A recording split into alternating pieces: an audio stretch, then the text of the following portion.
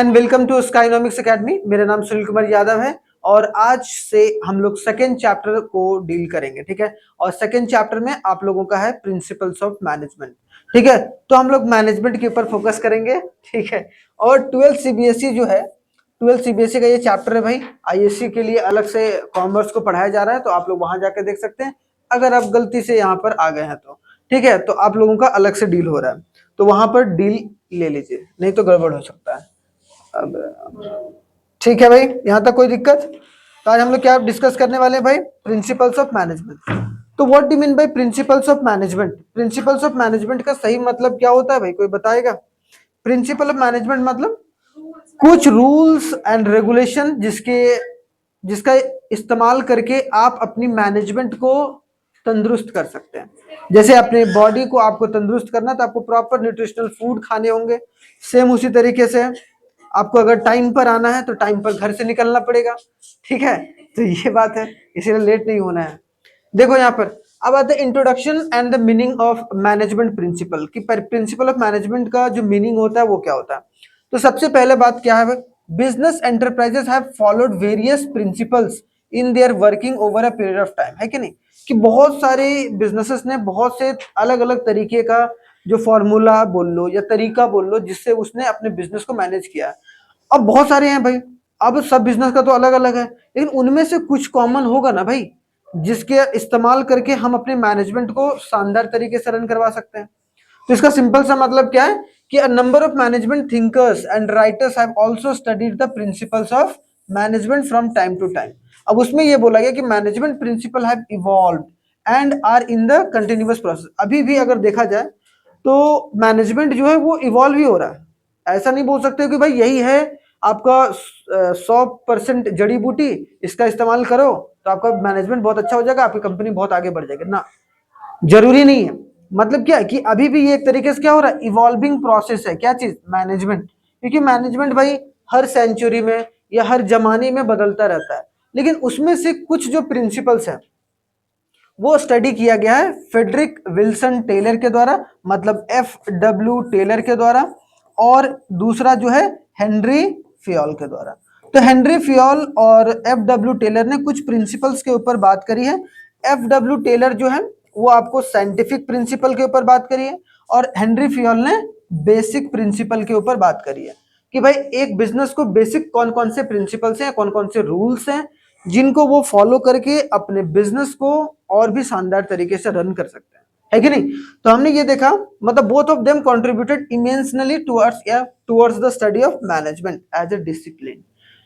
देखो जब आप ना मैनेजमेंट को एक डिसिप्लिन बना लेते हो ना, तो डिसिप्लिन अपने आप ही आ जाता है। कहां पर? कंपनी के अंदर। और एक बार कंपनी में डिसिप्लिन आ गया तो आपको सक्सेस होने से कोई भी रोक नहीं सकता। जिस कंपनी का डिसिप्लिन अच्छा नहीं होगा, वहां जब मन तब टाइम पर आ रहे हैं, जब मन तब टाइम से जा रहे हैं, इसका मतलब क्या है कि आप अपने अंदर जो है कभी भी कोई बड़ा चेंजेस नहीं ला पाएंगे।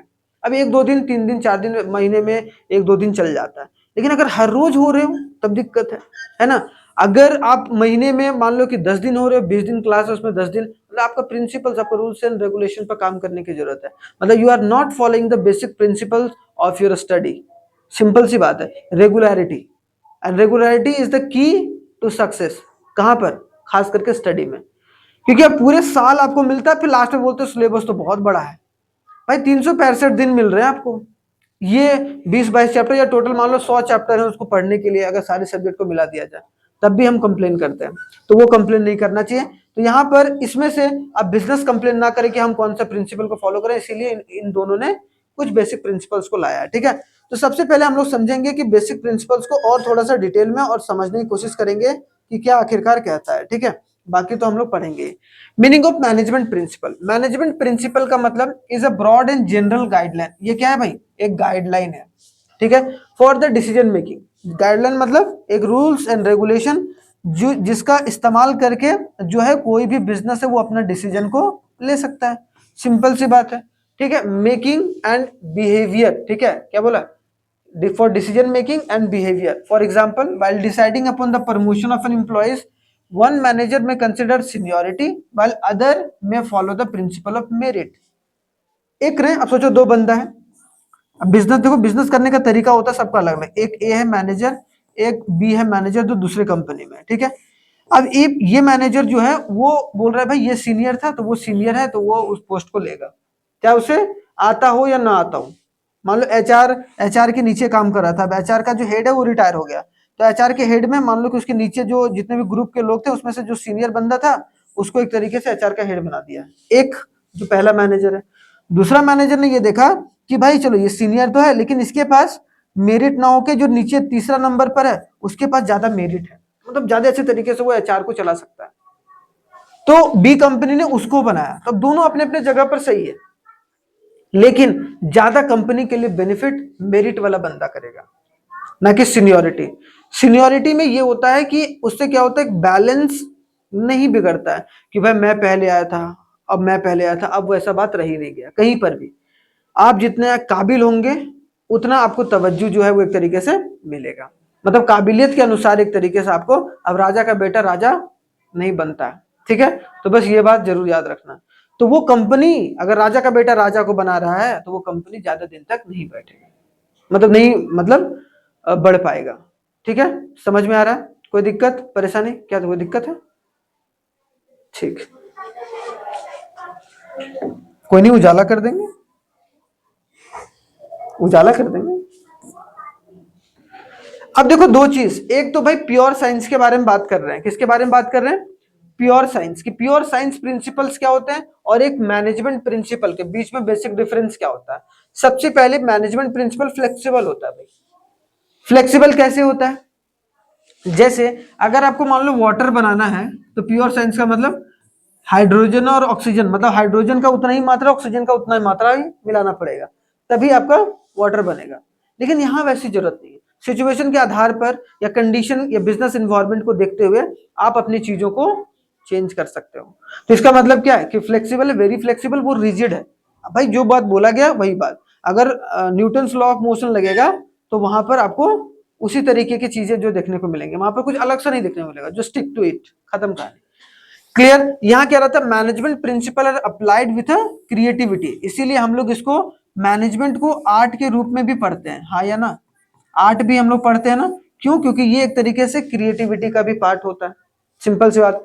लेकिन यहाँ हम लोग एब्सोल्यूट, मतलब applied in absolute in static manner, जैसा है वैसा ही रहेगा, जो प्योर साइंस जैसे कि फिजिक्स केमिस्ट्री में पढ़ते हैं हम लोग, है कि नहीं, वो प्योर साइंस है। वहां पर आप कोई भी अगर कुछ दूसरा इन्वेंट करना चाह रहे हैं वो अलग बात है, लेकिन जो है वही चीज अप्लाइड करोगे तभी वही चीज होगा जो चीज आप सोच रहे हो। लेकिन यहाँ पर ऐसा कुछ नहीं है, आप बिजनेस में करने कुछ और जाते हो, मोटिव कुछ और रहता है, हो कुछ और जाता है। होता है कि हमने सोचा कि भाई ये कार को ना बहुत अच्छे तरीके से इसका एडवर्टाइज करके डिमांड, लोगों को पसंद ही नहीं आया, खत्म हो गया कहानी। फिर आपको अपनी स्ट्रेटेजी को चेंज करना पड़ेगा, आपको फ्लेक्सिबल होना पड़ेगा, आपको अपनी क्रिएटिविटी दिखानी पड़ेगी। तीसरा है management principle have to keep pace with the change in environment, बहुत जरूरी है। जैसे जैसे टेक्नोलॉजिकल इन्वायरमेंट चेंज हो रहा है, आगे इसके आगे वाला चैप्टर भी है ना टेक्नोलॉजी इन्वायरमेंट के ऊपर, बिजनेस इन्वायरमेंट। जैसे जैसे हमारा सोशल इन्वायरमेंट चेंज हो रहा है, जैसे जैसे हमारा कौन सा पॉलिटिकल इन्वायरमेंट चेंज हो रहा है, ठीक है, जैसे जैसे हमारा जो है इकोनॉमिक इन्वायरमेंट चेंज हो रहा है, आगे वाले चैप्टर में पढ़ेंगे नेक्स्ट वाले में। जैसे जैसे चेंज होगा उसी तरीके से आपको अपने बिजनेस को भी इनटाइटल्ड करके चलना पड़ेगा। टेक्नोलॉजी का मामला देख लो, अगर टेक्नोलॉजी के हिसाब से आप अपने बिजनेस को अपग्रेड नहीं करोगे तो आप पीछे रह जाओगे, सिंपल सी बात है। तो फिर कभी भी आप उतना बड़ा बिजनेस को क्रिएट नहीं कर सकते हो जैसा कि आपने लॉन्ग टर्म में सोचा होगा। और साइंस क्या, do not change with time, आज भी वाटर वैसे ही बनता है, पहले भी वाटर ऐसे, पहले भी सोडियम, या फिर अगर सोडियम कार्बोनेट बनाना है तो पहले भी वैसे बनता था, ग्लूकोज बनाना है तो पहले भी वैसे बनता था, आज भी वैसे बनता है, उसमें कोई चेंजेस ही नहीं। कोल्ड ड्रिंक पहले जैसे बनता था वैसे ही, कोल्ड ड्रिंक का टेस्ट बदल सकते हैं लेकिन उसका जो मूल, जो इसका बेसिक जो कंपोनेंट्स रहेगा वो वही रहेगा, सिंपल से। मिल्क का भी वही कंपोनेंट रहेगा। अब ऐसा नहीं पीएच वैल्यू चेंज कर दोगे तुम, ऐसा नहीं होगा, पीएच वैल्यू चेंज करें मतलब वो खराब दूध है फिर, है ना। तो मतलब ये प्योर साइंस के बीच में बता रहा हूँ, और एक बिजनेस की, एक साइंस का स्टूडेंट और एक कॉमर्स का स्टूडेंट में बेसिक अंतर यही होता है कि एक साइंस का आदमी जो होगा वो क्या होगा, एकदम बिल्कुल भी टाइम पर चेंज नहीं होगा भाई, वो अपना स्टिक रहेगा, उसको नॉलेज जितना दिया जा रहा है उसी को उसको एक्सेप्ट करना। आप अपने हिसाब से भी आप क्रिएटिविटी ला सकते हो आंसर राइटिंग में, और उसको लेकिन बस उसमें कीवर्ड को नहीं छोड़ना है। तो साइंस और कॉमर्स में ये बेसिक, भाई बिजनेसमैन बनना है कि तुम्हें साइंस में, आप अब तुम बिजनेस की तरफ बढ़ ही गए हो, ठीक है। तो आप लोग आगे चलेंगे, हम लोग आगे इस पर, ठीक है, काम करते हुए। आगे देखो, इसका हो गया, समझ में आ गया, आगे बढ़े। अब देखो नेक्स्ट पार्ट क्या है हमारा, ये चीज समझ में आ गया तो नेक्स्ट क्या है, नेक्स्ट है फीचर्स ऑफ मैनेजमेंट प्रिंसिपल। मतलब प्रिंसिपल ऑफ मैनेजमेंट का जो बेसिक फीचर्स है, गुण है, वो क्या है। तो पहली बात क्या, कि जो भी इसमें प्रिंसिपल या मैनेजमेंट प्रिंसिपल के बारे में बात किया गया है, वो यूनिवर्सल एप्लीकेशन है। मतलब उसका इस्तेमाल कोई भी कंपनी कैसे भी कर सकती है। मतलब उसको इस तरीके से डिजाइन किया गया है मैनेजमेंट प्रिंसिपल को, ताकि यूनिवर्स में उसको कोई भी कंपनी अगर अप्लाई करे तो उसमें कहीं ना कहीं चेंजेस देखने को मिलेंगे, ठीक है। जनरल गाइडलाइन है, एक तरीके से इंस्ट्रक्शन है या डायरेक्शन है, क्या है, इंस्ट्रक्शन है, या फिर क्या बोल लो, बोलो, पॉलिसी फॉर्मेशन का एक तरीका है जो अपने बिजनेस में वो एक तरीके से इंप्लीमेंट कर सकता है।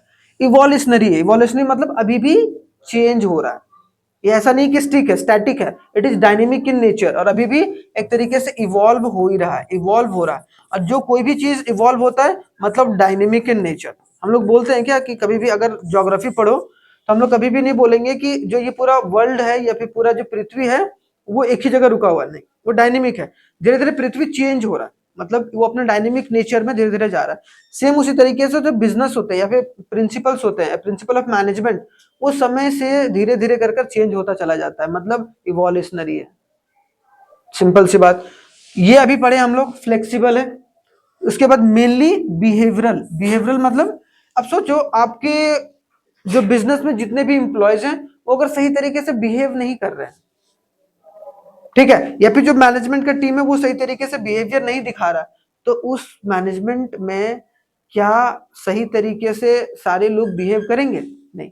मतलब यहाँ पर सिंपल से मैनेजमेंट एक बिहेवियरल एक्टिविटी के रूप में काम करता है, कि आप सामने या फिर आप बिजनेस में किस तरीके से कोई भी अगर दिक्कत परेशानी आता है तो बिहेव कैसे करते हो, उसको रिएक्ट कैसे करते हो। जितना अच्छा रिएक्शन होगा, जितने अच्छी तरीके से आप सोच समझ के चीजों को लेकर चलोगे। एक होता है यार कोई भी कुछ गलती किया लगे डांटने के लिए, एक है समझे कि भाई क्या हुआ, आखिर गलती कहाँ हुआ ये बताओ, तो उसका सॉल्यूशन हम लोग ढूंढेंगे, तो वो बंदा अगले बार से और अच्छी बेहतर तरीके से काम करके आए, बोलेगा नहीं ये हमेशा डांटता नहीं है, एक खड़ूस बॉस नहीं है। लेकिन अधिकतर कंपनी में क्या देखने में, खड़ूस, फ्रस्ट्रेट, तो फ्रस्ट्रेटेड से कभी भी बिजनेस नहीं चलता है। अब मैं फ्रस्ट्रेट होने लगूं तो क्या हो जाएगा, सब चीज गड़बड़ हो जाएगा। लेकिन कभी कभी गुस्सा भी जरूरत है, जब उसको जब अति हो जाए तब एक तरीके से मैनेजर फिर गुस्सा भी करता है। तो एक तरीके से आपको सारा चीज किस पर डिपेंड है भाई, प्रिंसिपल ऑफ मैनेजमेंट, बिहेवियरल पर, management principal.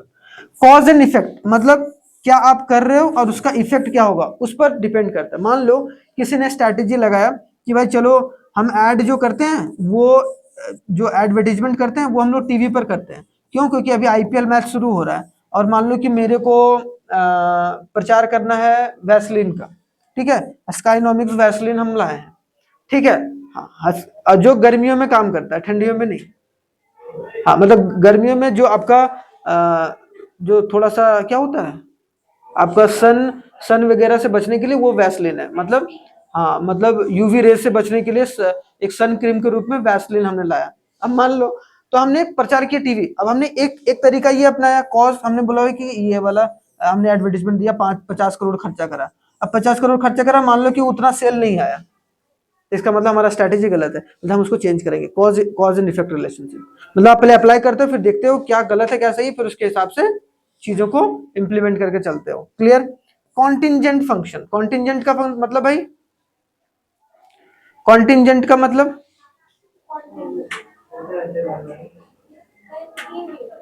Continuity, contingent function. कल तुम लोगों के लिए होमवर्क है, ऑनलाइन वाले के लिए कमेंट करके बताइए भाई कॉन्टिंजेंट का मतलब, ठीक है। पहले बताइएगा उसके बाद सर्च करना है, ठीक है। तो ये बहुत इंपॉर्टेंट है। बताऊंगा बताऊंगा लास्ट क्लास में जरूर बताऊंगा, टेंशन क्या ले रहे हो, मैं बता के जाऊंगा, तब तो लिखने दो ना। आगे कॉन्टिजेंट का मतलब बताएंगे, कॉन्टिजेंट और परवेसिव, ये दोनों जो या 3-4 वर्ड जो है ना वो हमेशा रिपीट होता है। हाँ वो हर लेवल पर। कॉन्टिजेंट का मतलब क्या होता है बताना। अभी देखो आगे देखो, सिग्निफिकेंस, इंपॉर्टेंस क्या है, इंपॉर्टेंस, इंपॉर्टेंस कितनी ज्यादा इंपॉर्टेंस है भाई management of principal.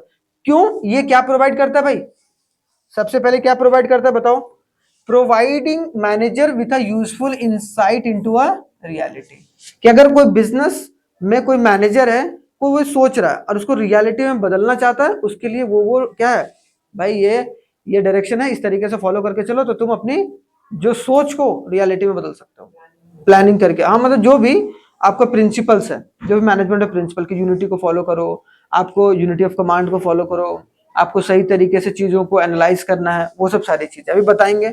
Optimum utilisation of resources, resources का अगर सही इस्तेमाल करना है तो आपको प्रिंसिपल ऑफ मैनेजमेंट का फॉलो करके चलना है। और इसका सीधा सा मतलब क्या है, नो वेस्टेज मिनिमम कॉस्ट, मतलब मिनिमम कॉस्ट है, मिनिमम कॉस्ट मैक्सिमम आउटपुट। ठीक है, भोली भोली क्या होता है, पार्टी, पार्टी तो जरूर देंगे, ऑनलाइन वाले तो ऐसे ही पार्टी दे देंगे, कॉन्ग्रेचुलेट कर देंगे। साइंटिफिक डिसीजन, अब देखो साइंटिफिक डिसीजन है ना, develop logic cause and effect, cause and effect की वजह से, मतलब साइंटिफिकली प्रूवन एक रीजन है, मतलब ऐसे नहीं कि हवाबाजी में कुछ भी बात कर रहे हैं, मतलब कहीं ना कहीं वो चीज हमने प्रैक्टिस में लाया है और उसके बाद उसको हम लोगों ने देखा है कि भाई वो कितना सही है कितना गलत है। क्लियर। फिर meeting the changing environment requirement, मतलब क्या, जैसे जैसे इन्वायरमेंट चेंज होते चला जाता है वैसे वैसे आप अपनी इसमें अगर प्रिंसिपल को फॉलो करोगे तो आप बचे रहोगे, आपकी कंपनी सही तरीके से रन करते चली जाएगी। एडमिनिस्ट्रेशन ये इफेक्टिव बनाता है, मतलब टॉप लेवल को बहुत सारे डिसीजन लेने के लिए एक रूल्स मतलब आपको मौका देता है ताकि वो जो है मिडिल और लोअर लेवल सही तरीके से उसका इस्तेमाल कर पाए, इसलिए इंपॉर्टेंस हो जाती है मैनेजमेंट का।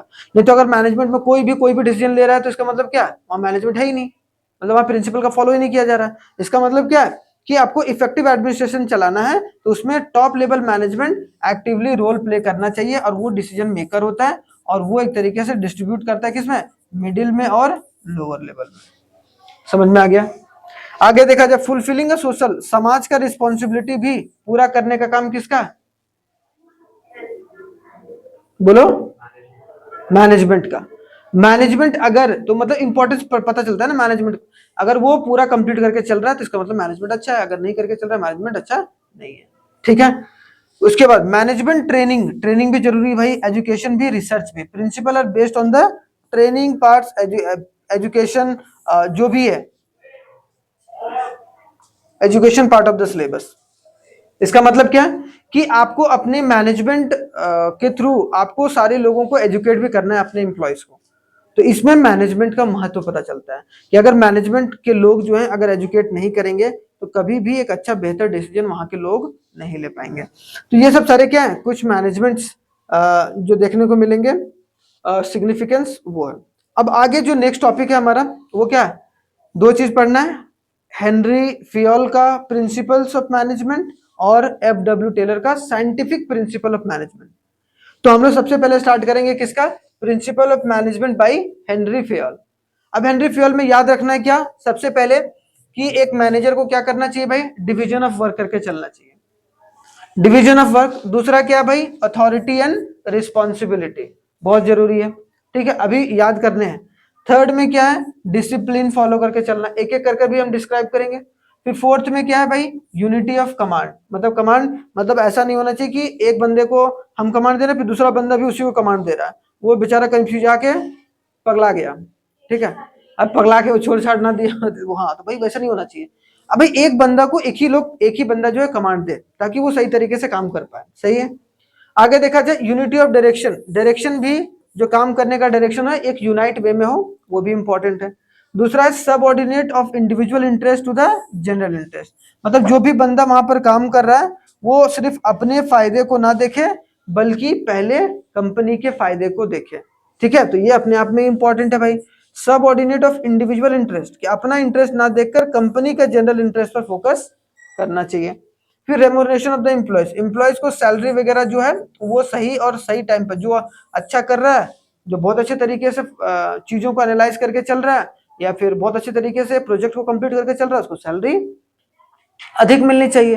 और जो सही तरीके से एनालाइज करके नहीं चल रहा है या अच्छे तरीके से प्रोजेक्ट को कंप्लीट नहीं कर रहा है उसको सैलरी कम मिलनी चाहिए, वो देरी से कर रहा है तो उसको नहीं मिलेगा भाई उस तरीके से। तो रेम्यूनरेशन ऑफ एम्प्लॉयज जरूरी है। सेंट्रलाइजेशन और डिसेंट्रलाइजेशन, इसका भी भाई आप अपने बिजनेस में सेंट्रलाइजेशन प्रोसेस को फॉलो करके चलना चाह रहे हैं या फिर डिसेंट्रलाइजेशन प्रोसेस का फॉलो करके चलना चाह रहे हैं। ठीक है, तो ये बात है। स्केलर चेन मतलब एक चेन में काम होना चाहिए, चेन में गैंग प्लैंक वगैरह। गैंग प्लैंक भी होता है ना जब एक ही डिपार्टमेंट के दो अलग अलग जो लोग हैं वो एक तरीके से आपस में कम्युनिकेट कर रहे हैं, मतलब एक ही लेवल के दो डिपार्टमेंट के लोग अगर साथ में जो है वो, जैसे मान लो एचआर डिपार्टमेंट हो गया और एक एडवर्टाइजिंग टीम का, उनका दो बंदा जो साथ में अगर कम्युनिकेट कर रहा है, तो अगर जरूरत पड़े तब करे तो ठीक है, तो गैंग प्लैंक हो जाता है जो हम लोग आगे पढ़ेंगे। तो स्केलर चेन इंपॉर्टेंट है, एक ही ऑर्डर में काम होना चाहिए, equal treatment to all the employees, stability of personal, कि वहां के लोग, अब मान लो कि वहां कोई काम करने आ रहा है, भाग जा रहा है, या फिर वहां पर आप निकाल दे रहे हो, तो वहां पर कोई भी एम्प्लॉय ज्यादा दिन तक टिकेगा नहीं आगे चलकर, समझ रहे हो? ठीक है। उसके बाद इनिशिएटिव लेने का मौका दीजिए, नए नए लोग आते हैं या फिर कुछ भी अगर कुछ नया कंपनी में लाना चाह रहे हैं, तो आप जो भी पुराने हैं या जो भी नए लोग हैं उनको सही तरीके से फोकस करके या उनको मौका दीजिए कि ताकि वो कुछ कर पाए। मतलब ऐसा नहीं कि हर एक मौका आप सिर्फ मैनेजर के रूप में आप ही निभा रहे हो, बल्कि आपको काम को अलग अलग लोगों को सौंपना चाहिए ताकि उन लोगों को लगे कि हाँ भाई मुझे भी मौका मिल रहा है कुछ नया करने का। ठीक है। फिर spirit de corps, spirit de corps का मतलब manager should use we, the word we in the place of I. इसका सिंपल सा मतलब है मैनेजर को ये नहीं बोलना चाहिए हमेशा कि मैं कर रहा हूं मैं कर रहा हूं ना, ये हम सब मिलकर कर रहे हैं, और जब तक हम नहीं ये वर्ड आएगा तब तक वो कंपनी जो है वो कभी भी बढ़ेगी नहीं। तो कंपनी को बढ़ाना है तो हम लोग को साथ में रेगुलेट करके चलना जरूरी है। ठीक है, तो ये बात है जो कि आपको समझकर चलना है। तो ये 14 प्रिंसिपल है जो कि समझ सकते हैं। कल जो होगा ये 14 प्रिंसिपल को कल सिर्फ हमारा पूरा फोकस रहेगा हेनरी फ्योल वाला, है ना। हेनरी फ्योल का 14 प्रिंसिपल डिटेल में डिस्कस करेंगे।